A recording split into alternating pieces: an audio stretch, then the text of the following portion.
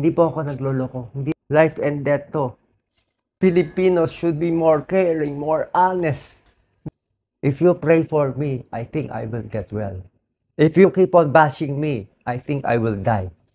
But our countrymen are very poor. They do not have health care. They are just dying there from the corruption. The old Doc Willie is gone. This is the new Doc Willie. Is pain from negative thoughts, negative emotion. Yung binash nila ako ng binash. Sumaba sobrang loob ko. I was vomiting, delirious, high fever. They checked my WBC. Sabi niya, paano ka nabuhay? Your WBC is 0.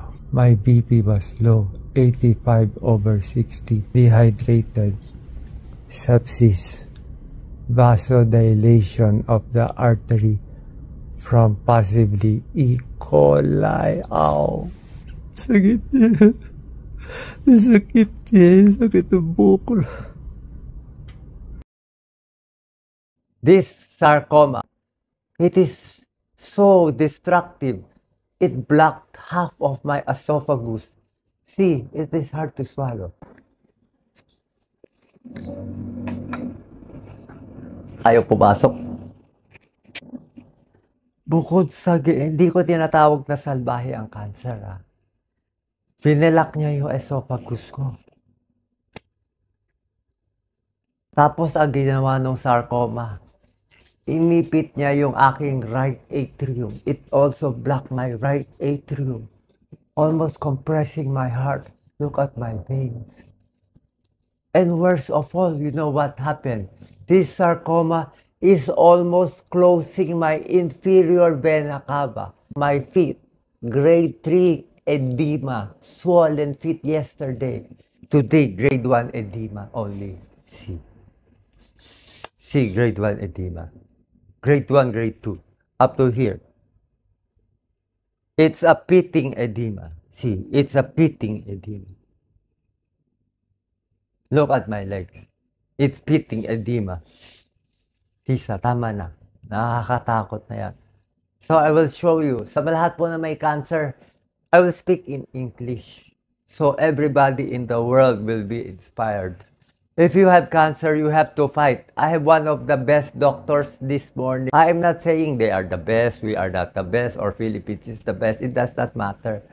But maybe there is some God's will that brought me here. Because when I saw all the beauty and strength, the speed, the coordination, and the brain power, everything here, ooh, it's like everything here is happening. Fast speed, fast speed. Here, in 2 days, they will get all your labs ready. On the 3rd day, they will kill the cancer. So on the 3rd day, I had the first chemo. The problem, I am admitted right now for one of the side effects of chemo, which is low WBC, which led to my condition now. You will be very surprised sa mga doktor po dyan. For those doctors and health workers watching, my diagnosis right now is neutropenic sepsis. So, what I should do as cancer patient, I was given this regimen, doxorubicin, but my hair, it fell a lot. But they say all this hair will fall off. So look at it while I still have hair. I also took cisplatin, the IV. That's why everything I eat is metallic. I have sores because chemotherapy, they say, is a poison. It kills the cancer cells, but it also will kill some of your healthy cells. But the issue right now is we have to attack the cancer. The 16 cm mass, doctor says it is inoperable. Too many blood vessels already attached to it. I thought last week I was dead already. In the Philippines, I do not know if I will live or I will die. This is not about issue about country. Wala po. Parang God's will lang to. So, you judge, you bash, you do. Sa akin lang ha, if you pray for me, I think I will get well. If you keep on bashing me, I think I will die. I think I got all this pain from negative thoughts, negative emotion, from all the hurt, from all the bashing I got from the 2022 vice presidential campaign. I got so many bashing. I just ran for vice president. What did I do wrong? I did not do anything wrong. I love every one of you. I'm doing this for the Philippines. Di ba may kasabihan tayo? Ang mamatay ng dahil sa'yo is the Filipino worth dying for. Gusto ko tumakbo, pero paano ka tatakbo? Sabi ng doktor ko, kailan? Hindi ka na makakahabol. You have no more time. I need 2 to 3 months before they say if I will live or I will die. I was close to that 2, 3, 4, 5 times. I was having visions of war already. They say I was delirious. They say I was insane. I had many mental exams. So ito po, this is what you do if you have cancer patient. You have to try, get the best doctor, get the best diagnosis, wherever in the world, US, UK, wherever you go. Nahihiya, I'm just ashamed. You know why? Because I'm lucky to have some money and people supporting me. You know my medicines, how expensive? I'm taking meropenem, carbapenems, one of the highest antibiotics. But our countrymen are very poor. They do not have health care. They are just dying there from the corruption of politicians. I'm sorry. Nakita nyo, why is my voice like this? Why is my voice like this? Wala na ako boses. Na-dry na ako. Paus na ako. The old Doc Willie is gone. The duwag Doc Willie is gone. This is the new Doc Willie. This is the matapang Doc Willie O. Kaya pag sabihin nyo, duwag at pagtok si Doc Willie, yun yung luma ha. Iba na to. Pasensya na po mga politiko, masasagasaan ko na kayo ngayon. Anyway, ako, pagat ko dila ako, mali siguro sinabi mo, Doc. Anyway, I'm dying. I don't care anymore. I don't care. I will tell you the truth. Politicians are corrupt in the Philippines. Sorry po kaibigan ko kayo lahat. Pasensya na po. Nagkakabisyon na ako kagabi. I asked my doctor, every night I dream, there is a black hand trying to attack me. You can say I am crazy, okay lang.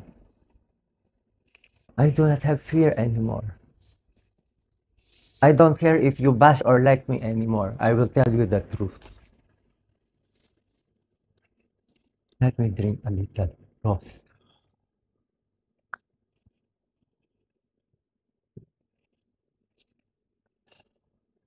Sana drama na lang to. Sana TV show na lang. All these food, they taste like metal. This watermelon for you tastes ordinary, but for me,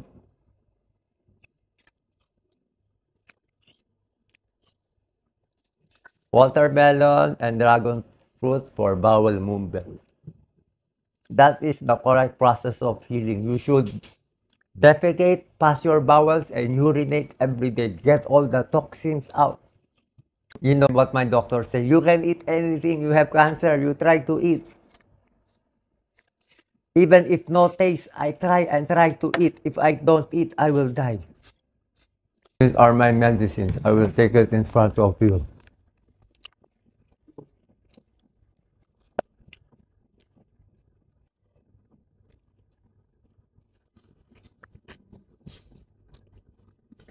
My relatives do not want me to make this video, but I said I owe it to the Filipino people to be honest to them. I owe it. Mahal ko kayo po lahat. Hindi nyo naiintindihan kado ko kayo kamahal. Bawat takbo ko para po sa inyo, hindi para sa akin. Unang campaign ko, wala akong gastos kahit na paklawa, wala akong gastos, wala akong niloko, wala akong inaway. Anong ginawa niyo? Binash nila ako ng binash. Sumaba sobrang loob ko. Filipinos should be more caring, more honest. That's why we have all these hardships. Filipinos, love and cherish each other. Pray to the Blessed Virgin Mary. Pray to Padre Pio. Pray to the Lord Jesus Christ. My whole body is tingling right now, Doc Lisa. Ito, ang kapal-kapal. It's like a spirit came here, all over here. I thought I had high blood pressure. Natatakot ako. So I got them to check my BP now. This is my BP. 115/74. My BP 3 days ago is only 85/50. 3 days ago, I was vomiting, shouting, delirious. Heart rate is always 118, temperature 36.8. Hindi po ako nagloloko. Hindi to bola-bola. Life and death to. Baka bukas patay na ako. If I live, I will live for you. I will live for every Juan de la Cruz. We need good people to run. Good people to run as senator, president, congressman, lahat. We should love the earth. No to mining. We should tax the correct people. Stop the corruption. Look, the Philippines is so rich. You politician, you bribe the people. You give them money to vote for you. You keep them stupid. You want them stupid. Take this. Low phosphate po ako. Lactulose. Low phosphate. Spironolactone Lasix. Diflam lozenges for the throat. Ayoko ako lang gagaling. Naiiyak ako. I was crying because they had the best health care. Our Filipinos have no health care. This is the new Doc Willie. Sorry for those watching. I have to do this. This is my mission. Live or die, I will be true to myself. The only reason to live is I love my daughter, Catherine. I want to live. I love Yen Yen. I love Jelly. I love Lisa. I love Ryan. I love Mark. I love all the nurses here. I also love all the politicians there. You are my friends. Di ba kaibigan tayo? Pero masakit sa akin na namamatay yung mahihirap natin. Everything I do for you. Ako na nga pinakamalinis na ginagawa. Minababoy niyo pa ako. May isang basher nagsabi sa akin, Doc Willie, even if you run 10 times again and again, you will lose again and again and again. What did I do to you? Why do you hate me so much? Alam mo, naramdaman ko ngayon, Lisa, parang nanginginig yung buong katawan ko. So, anyway, I will decide if I put out this video or not. Pero this is how I feel. If I do not put out this video, I will just die. The news will be, Dr. Willie died one day. He did not tell his followers. He lied to his followers.